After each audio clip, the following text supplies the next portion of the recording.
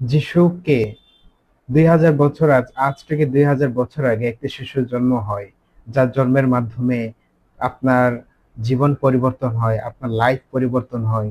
যিশু খ্রিস্ট আপনার ত্রাণকর্তা।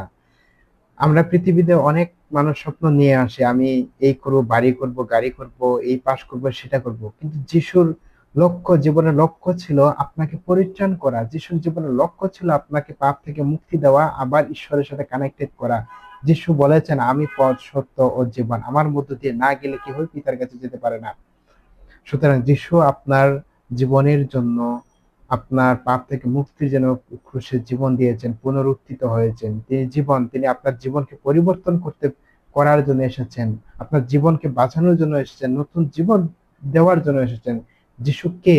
তিনি হলেন আমাদের পরিত্রাণকর্তা, আমাদের জীবনের দরজা। তিনি আমাদের জন্য অপেক্ষা করছেন। Amen, hallelujah.